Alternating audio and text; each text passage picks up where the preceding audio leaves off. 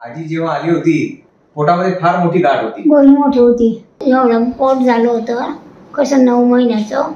आणि BP बी होती, diabetes बी होती, जेवण बी जात नव्हतं, पाय बी सगळं शरीरात सुजेल होतं. दादा म्हटलं होणार हिंदी होईन, म्हटलं दादा तुम्ही ऑपरेशन करून टाका नाही.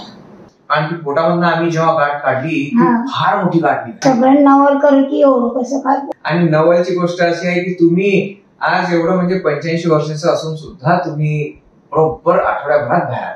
विशेष म्हणजे ऑपरेशनच्या दुसऱ्या दिवसापासून तुम्ही चालायला लागले, स्वतः सपोर्ट न घेता खाणं पिणं सुरू झालं.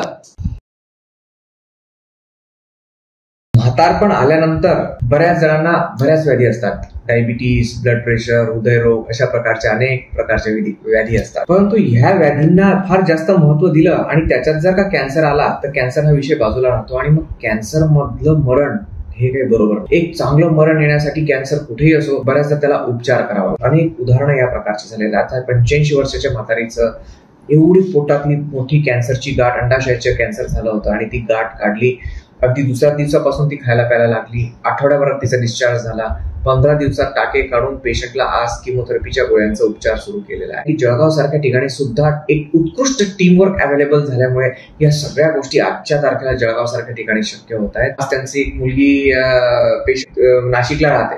तिकडे जाण्यापेक्षा इथे येऊन उपचार करून तुम्ही उपचार वाजवी खर्चामध्ये उपचार होत आहेत आणि जळगाव सारख्या ठिकाणी होत आहेत. म्हणजे जळगाव जिल्ह्याच्या रुग्णांना ही अतिशय चांगली सुविधा